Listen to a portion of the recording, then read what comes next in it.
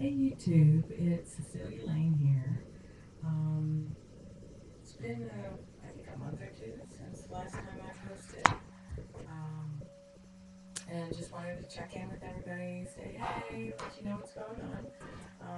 So first I had my surgery September of 2010, and today is February 3rd, 2012, right? Yes. Wow, the time goes by so fast. It's amazing because you wait so long for the surgery to come that it just seems to take forever. And then after you have it, it just like flies by after that first couple of months. So it's been like a year and a half, I guess, since my surgery. I started out at 254 pounds, and this morning I weighed 151.6. So yes, still going down a little bit. I don't know, but I've gone down to 151 before, and then back up to 154, 155. Over the holidays, I did go up to like 156, 157. Okay, my mother-in-law is making a whole bunch of noise cleaning.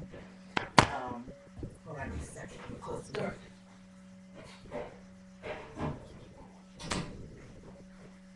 Okay, sorry about that.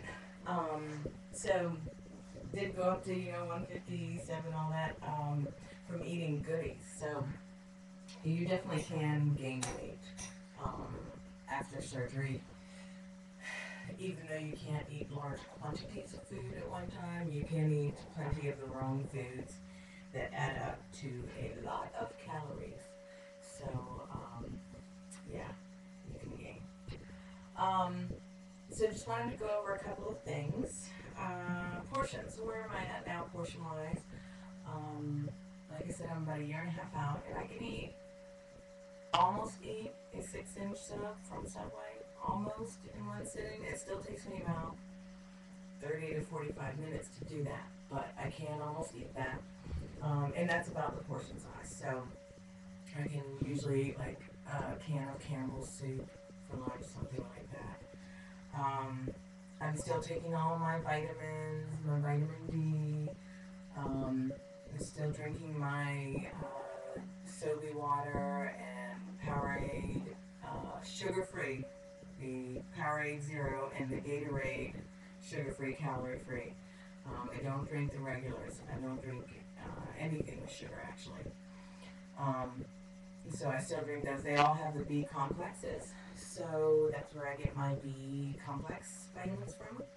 And I still take my Flintstones chewable vitamins with iron, plus iron, and my vitamin D from Bariatric Advantage. And my numbers are great. I'm supposed to find out in a couple months what my protein levels are. I'm sure they're not exactly where they should be. It's hard, proteins other than like fish, they're tough to get down. So I think it's rather common to lean towards like mushy vegetables. I love vegetables and I love carbs. Um, so I really do enjoy those things. They go down really easily. So it's a big part of why I enjoy them. So that's portions. Vomiting, I have not been vomiting at all lately. And haven't been really topping off. I've been doing well with that. So that it's been, I've gone through periods where, I've had some rough patches here and there. Sometimes, like, it just gets really kind of weird sensitive.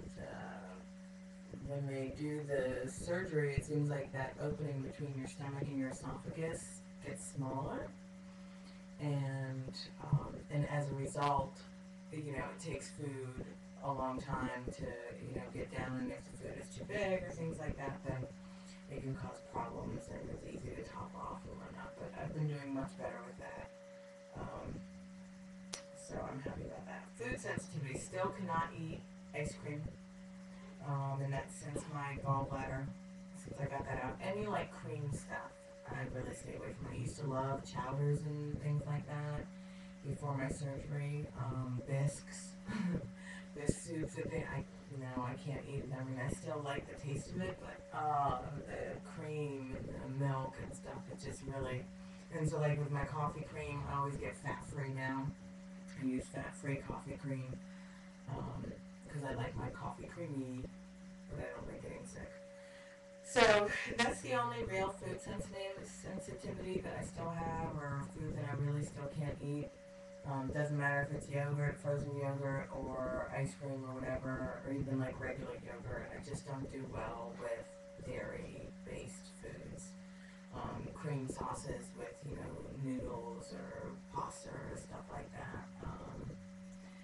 So those are the things I stay away from, which is good because ice cream used to be my number one nemesis before my surgery. And as a result of the surgery, I have completely changed, my eating habit in terms of that, and so I don't eat it anymore. Not ever, not at all. Well, I guess I take like a bite here and there every once in a while. Other people get dessert things or whatever, and I'll take a bite, but dessert is not really my favorite meal anymore because it has lots of sugar. Usually has some kind of level of cream and dairy, and all of those things don't sit too well. Some people ask me about like height, weight, size. I am 5'4", 5'4" and a half, almost 5'5". I have very long legs, very long gorilla arms, and kind of a short torso. I'm a pear shape. And right now, like I said, I weigh 151.6 this morning, and I wear a solid size 6. Still wearing my 8s. Sometimes, depending on what it is, I'll try and wear my 10s. I've actually found a seamstress to go ahead and take those things in for me because I like what I bought in the size 10, but they don't really fit me anymore. So I'm solidly a size 6, but I can still wear my 8s. At 151.6. Oddly enough, I'm thinking I'd like to lose like 5 more pounds. I know that's crazy. It sounds crazy to me. But I guess now that I've been here at this weight, I'm feeling like, so it's like before, this is so amazing to get to this weight. And now I'm here at this weight, and I'm thinking, I have some areas I could stand to lose like 5 more pounds and smooth out some of those areas. Hopefully get rid of some of the paunchy stuff. Gas, man, I have gas like all the time, and not the like passing gas so much, but just air in my stomach all the time. I think it's the way that my body digests the food now, and the different makeup of my stomach and stomach juices and all that kind of stuff, and so my stomach is like always like bloop, bloop, bloop, bloop, bloop, all over the place. I hate that, especially when it's almost time for me to go to the ladies' room to use the restroom, and that has been a result really of not just the surgery but having my gallbladder removed. So I'm just as likely to have emergency potty times as I am to have just normal potty times as a result of my gallbladder. And because of that, the funny thing is, after I had the surgery and I started eating solids and stuff, I still ate a lot of the foods or some of the foods that I used to eat before. Especially where like fast food was concerned, I would still go and eat. I couldn't eat hamburgers, but I'd still go and eat like French fries and McDonald's breakfast and things like that on a pretty regular basis. I mean, it would take me all day to eat a McDonald's sandwich or something like that, but I still ate them. Now, after my gallbladder, because of the fat content and everything, it doesn't go over too well, and for some reason I don't really enjoy it very much, so I haven't had a McDonald's breakfast sandwich or fries or anything in quite a while. So that's something else that's changed. I don't really eat fast food at all. Only fast food I eat is Subway, and I still like pizza. And the cheese doesn't bother me on pizza for some reason. Catches up to me the next day. I usually have to go potty because of my gallbladder, but it doesn't make me sick to my stomach or anything like that. So, and I can usually eat about, if it's like too small and I'm I mean small slices. I can eat 2 small or just one regular, large type of slice of pizza, and that's usually more than enough for me. By the time I'm finished through that, I'm about to fall out. So stuff. Um, Exercise. So I've had a lot of people send me emails and things like that. How am I doing on time? 10 minutes. A lot of people send me emails and stuff like that about exercise and the comments that I posted on exercise. And I know, you can't make everybody happy, um, and you try to make sure that your message or your opinion is conveyed as such and that people understand where you're coming from. And that doesn't mean that everybody's going to understand, and people will take things, how they want to, or just from their perspective. And so it can be a little different than how you meant for it to come out. So I'm not going to try and address or change anybody's mind where that's concerned. But I did just want to make mention again, or I guess bring up to some degree about exercise, that I think being active and exercising is important. I am way more active than I used to be. On the weekends, I go rollerblading with my daughter. During the week, I walk at lunch with my friends. My daughter is on the dance team, and we live in New Orleans, and we have Mardi Gras time and everything in parades. So she's in the parades, and those parades are 5 and 6 miles long. And of course, I walk in those parades with her. And because of my weight loss and because of the size I am, I don't get out of breath. Nothing exhausts me. I don't break a sweat. I go out there rollerblading with everybody, and I'm almost 40. And other mothers who are out there in their late 20s and early 30s are saying things to me like, oh, it's really hard and my legs hurt and everything hurts. Nothing hurts for me. So, although I do not do a exercise regime, a structured exercise regime, I'm definitely way more active than I used to be. I go bike riding with my husband and my daughter, things like that. So, I'm way more active and I do much more, and I enjoy the ability now to be able to do so much more and not be exhausted or not have everything be difficult or not be in my way. But I know that I've talked about exercise and my structured exercise and my mentality on that. So like many overweight people, I have some, well, obviously I have some obsessive compulsive disorders, in terms of food and things like that. I have addiction issues, addicted to food, and I have self-value issues because of my past, my youth, and the weight, and just all of the things that kind of comes with that bundle of who I was, and being this kind of overweight person, and everything that had brought me to that point, what had led up to it, and why I was overweight and everything. So I had a great deal of issues, and still do. As a result, when I would do things like diet or exercise, like a lot of other overweight people, I would get obsessive compulsive about it. And I would do it to excess.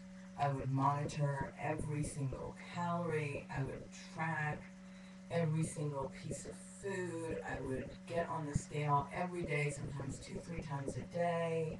I would count how much water I drank. I would force myself to exercise every day, and the two bad things about that for me, and maybe others like me, and this is kind of what I've tried to convey to others here, is that that is a continuation of that cycle. So either I'm obsessively eating,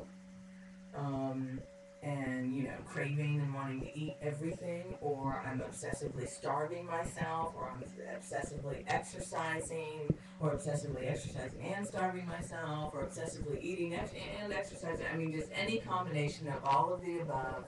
Um, when it comes with me, my mentality, how I've perceived myself, and the whole weight loss, physical identity, exercise, and everything, I have a oops, sorry. I have an obsessive compulsive tendency, and I have addiction issues. You know, I used to be a heavy smoker. I'm still. Smoking is like alcoholics. Once you're an alcoholic, you're always an alcoholic. I will always be a smoker, even though I don't smoke cigarettes anymore.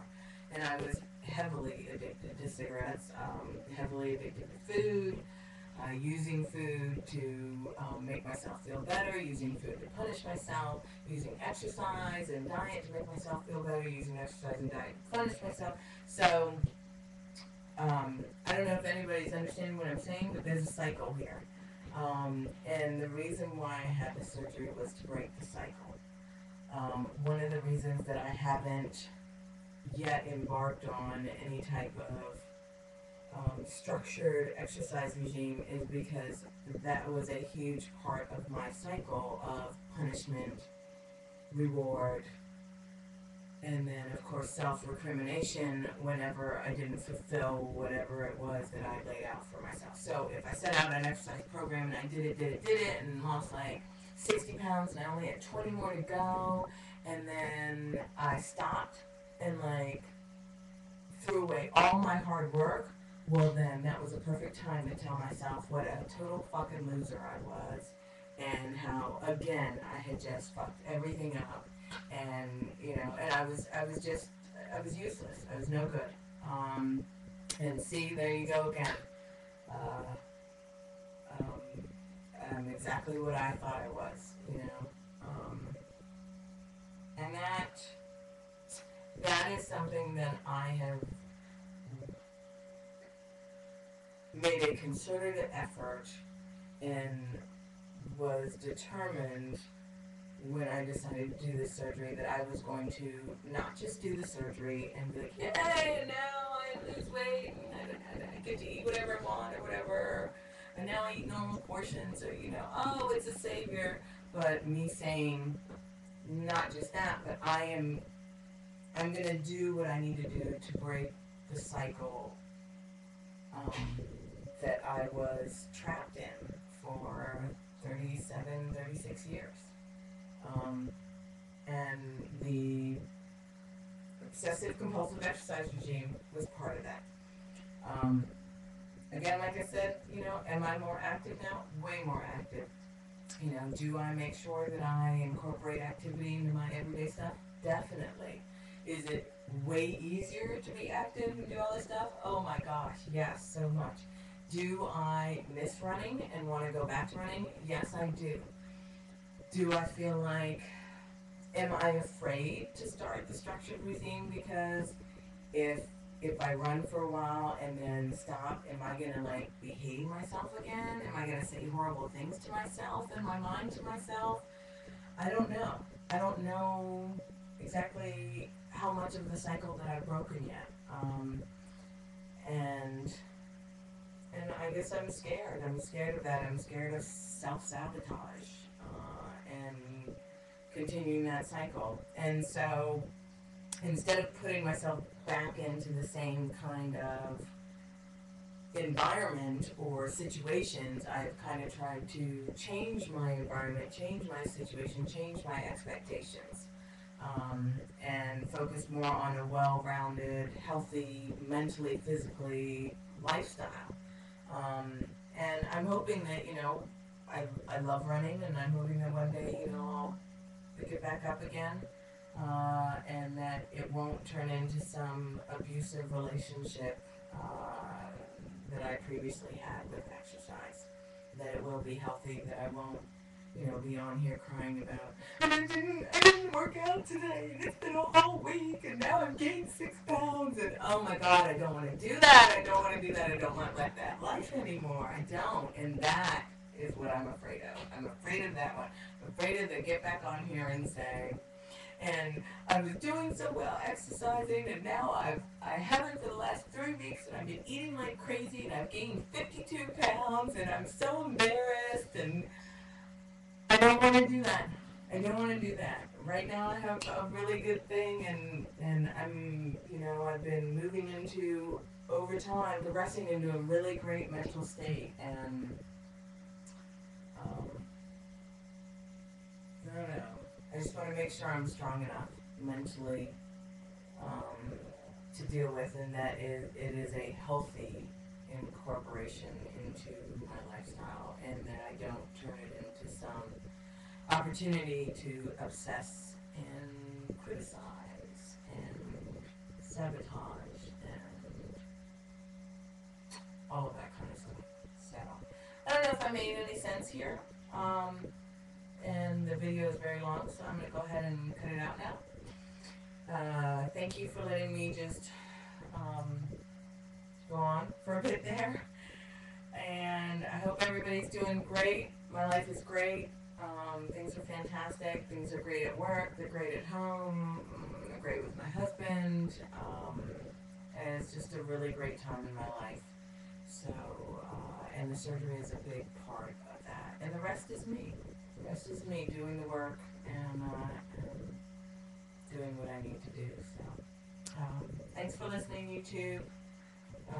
I'll touch base again sometime soon. All right, bye.